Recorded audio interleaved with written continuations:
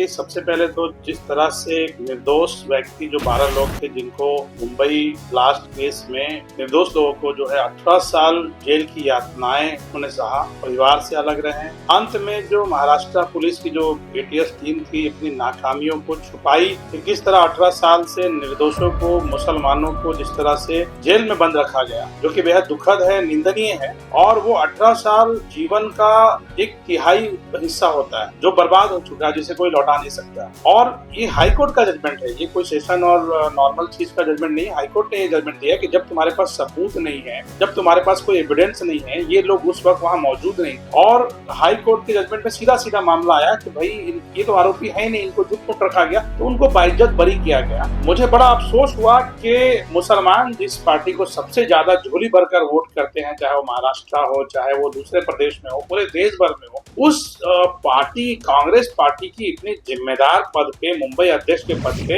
एक सांसद जो अभी चुनकर मुसलमानों के वोट से चुनकर गई, इस तरह का बयानबाजी करना कि कोर्ट का निर्णय गलत है, हम सुप्रीम कोर्ट जाएंगे। मुझे ऐसा लग रहा था कि वो कांग्रेस की वक्ता नहीं बल्कि बीजेपी, आरएसएस या दूसरे कोई कम्युनल पार्टी की वक्ता बयान कर रही है, जो कि बहुत ही अशोभनीय है। क्योंकि एक तो हाईकोर्ट का जजमेंट था कि एटीएस ने जो है सबूत नहीं रख पाए, जो पीपी था उनके पास सबूत नहीं था। कि राज्य सरकार के कहीं ना कहीं इसमें गलतियां है। राज्य सरकार की तरफ से ये फेलियर हुआ है कि जिस तरह से डॉक्यूमेंटेशन, एविडेंस और पीपी को प्रेजेंट करना चाहिए था, उस तरह से नहीं हुआ है। तो आने वाले दिनों में जो है वो माननीय सर्वोच्च न्यायालय में ये केस जाए और सर्वोच्च न्यायालय में दाखिल होने के बाद इसका पूरा एविडेंस अच्छे से बनाया जाए। इसके लिए लगने वाला पीपी या जो पब्लिक प्रोसिक्यूटर होगा सरकार की तरफ से जो प्रेजेंट करेगा वो अच्छे वकील होने चाहिए। और आज पूरे देश भर में वही हो रहा है कि एक विशेष समुदाय को टारगेट किया जा रहा। फिर भी हम लोगों का एक ही चीज है कि हम लोगों को न्यायपालिका से न्याय मिलता है और उसी पे हम उम्मीद है। जिस तरह से न्यायपालिका ने न्याय दिया,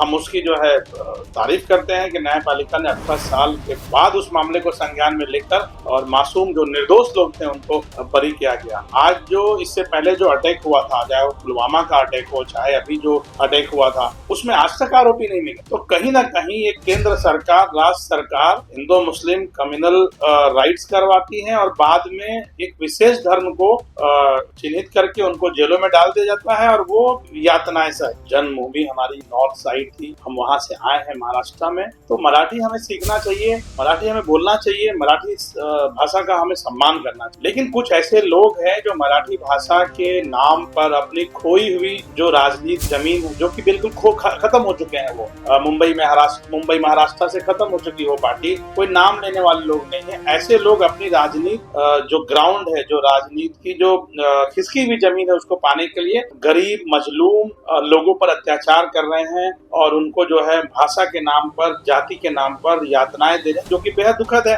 2007 में उसी भाषा को लेकर पार्टी बनी थी, स्टार्टिंग में सफलता मिली, लेकिन बाद में आज देखिए वही लोग महाराष्ट्र में ही आज उनको एक भी सीट नहीं मिली। तो ऐसे लोग बौखला चुके हैं, दिवालिया हो चुकी है उनको। और मैं तो कहता हूँ कि भाजपा की सरकार है, जो बुलडोजर बाबा की सरकार है, ऐसे लोगों पे कार्रवाई करनी चाहिए।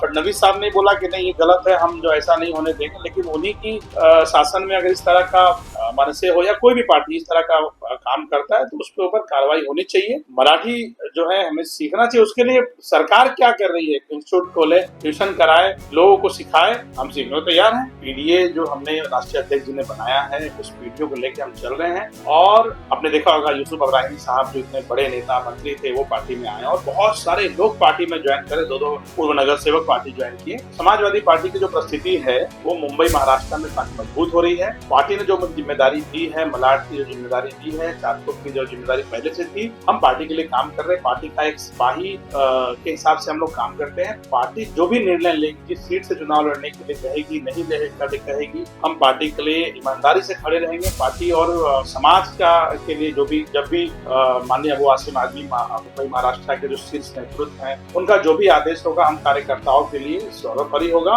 और हम लोग काम करेंगे, पार्टी को आगे बढ़ाएंगे और हमेशा जुल्म के खिलाफ लड़ेंगे। और ये जो ताकतें हैं जो मुंबई महाराष्ट्र में जिस तरह से जातिवाद के नाम पर, धर्म के नाम पर नफरत वाली जो राजनीति हो रही है उसको खत्म करने के लिए मोहब्बत वाली जो राजनीति है माननीय अबू आसिम आजमी साहब के नेतृत्व में हम लोग काम करेंगे। आपने देखा कि मालाड चारकोप में हमारा संगठन बहुत अच्छा है। बीजेपी के बाद अगर कोई बीजेपी से अगर कोई टक्कर लेने वाली बात होती है तो समाजवादी पार्टी यहाँ पर। मालवनी में भी हम लोग काम कर रहे हैं। मालवनी में हमारे सारे संगठन तैयार हैं। 3-4 वार्ड अध्यक्ष हमारे बन चुके हैं। बहुत जल्द माननीय अबू आसिम आजमी साहब का वहाँ दौरा होगा जो कार्यकर्ता सम्मेलन रखने वाले हम लोग, और इसी तरह से पार्टी और आगे बढ़ेगी और पार्टी का जो भी दिशा निर्देश होगा उस पर हम लोग काम करने वाले।